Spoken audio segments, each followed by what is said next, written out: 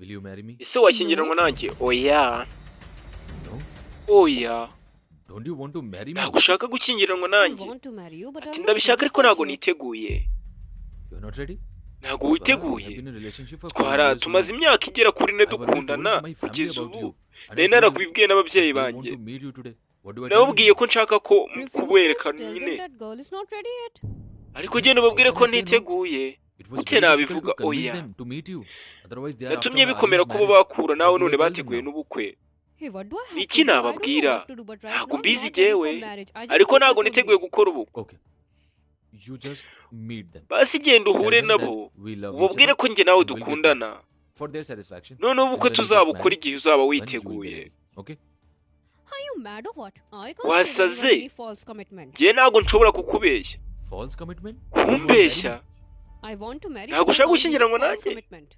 And why Ndabishaka can't ariko you? ntabwo Can't nakubeshya. give so means I can't give it, no. You have limits Njye here. ntabwo nakubeshya. What are you saying, man? Niba icyo uri What do kuvuga? I tell my parents now? Niba iki I ndibubwira somehow ababyeyi convinced my banjye? parents for this. They are after my arranged Natumye marriage. bikomera kuba What will bahura you do nawe when they none get married bateguye to somebody n'ubukwe. else? If you're None in uri so much kumva hurry, you nshyingiranywe should n'undi get muntu married to byagenda someone bite? else. Ntabwo mbyitayeho. Niba ushaka gukora ubukwe shaka It undi won't muntu. make any difference to you if I get married to somebody else. Nta muntu wakora No, itandukaniro I don't nk'uko have naba any ndi kumwe problem with your nawe. arranged marriage. Jyewe nta Swara, kibazo why are mfite you ku bukwe saying bwawe all this? He's bwateguwe. just Muri asking you kuvuga to do ibiki? some acting so Ko that musa you nkaho can mushaka when you're kugira ready ko for ngira icyo marriage, mvuga. then you can do it. And Gusa what iyo is the witeguye problem gukora with ubukwe getting married to urabukora nta Sanju? kibazo. You Sangwa won't ni find ikihe any kibazo other guy kirimo like him. gukora ubukwe n'uyu You muhungu? don't teach me if I will find a guy Nta like hantu him uzabona now. umuhungu I nk'uyu. told you not ready for Simbyitayeho marriage, so wimbwira I'm ko not ready. nzabona umuhungu nk'uyu cyangwa You ntazamubona. just tell me Gusa what will I siniteguye tell my gukora ubukwe. parents. Sanju, Basi mbwira have icyo your ndibubwire family ababyeyi seen banjye. Swara?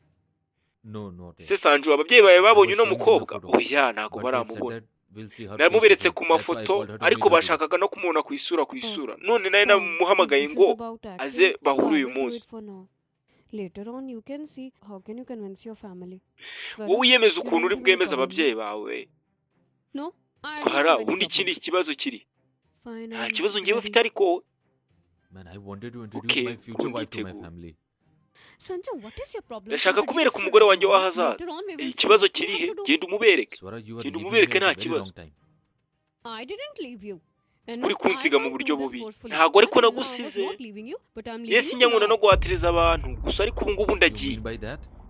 Means I'm leaving. You can do Uvuga arranged ibiki? marriage with your parents' choice, understand? Ndagiye nyine. Swara, what Genda are you ukore ku saying bwo this? Do you even ku realize? bwo ababyeyi bawe Yes, I can baguhitiye. realize. I have Uri brain kuvuga with me. ibiki? Now you guys decide what you Urabyumva? have to do. Ndabyumva yego ufite ubwonko. Ntabwo ntozi icyo nshaka icyo ngomba gukora. Barakwereka abahashize amezi makeya nyuma y'ibyo bibaye. Swara, are you here? Yes, I'm here. Twara uri hano? Come inside. Yego ndi hano. Ngwino mu nzu.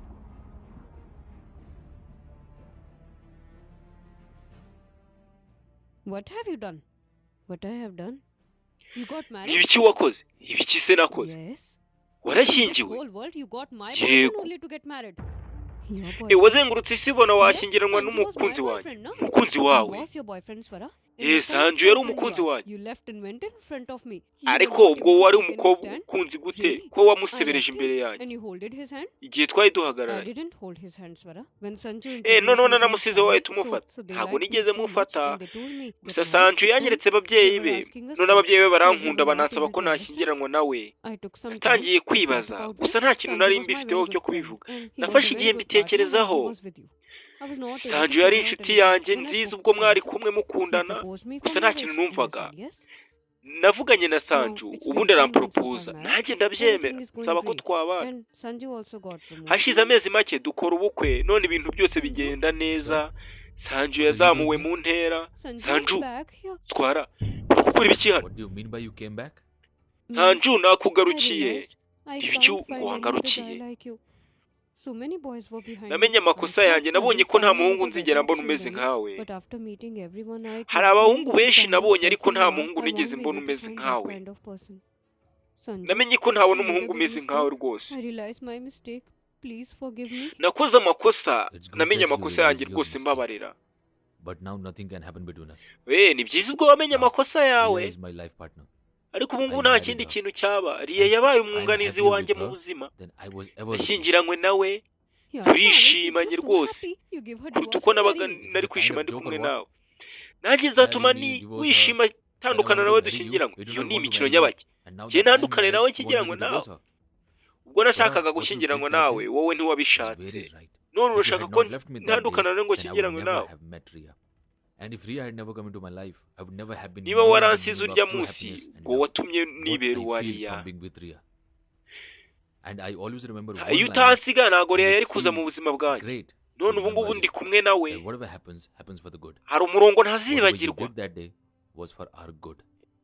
Sanju, she has trapped you. Shut up. ibyo wakoze urya munsi She's my byari wife. byiza kuri njye nawe And I can't have a Sanju word said aragushuka against her. And you Ziba. have said enough.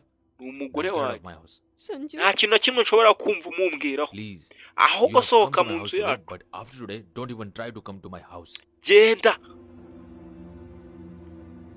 ubu ni bwo bwa mbere nanjye uza mu nzu yacu Are you ntuzagaruke okay? if you are with me, can something happen to me? umeze I'll neza never let anything Yego. happen to you. nta kintu cyambaho rwose uri hano rwose nta kintu cyakubaho reba ko subscribe kuri Kiwo Guy tujye tubana mu gasobanuye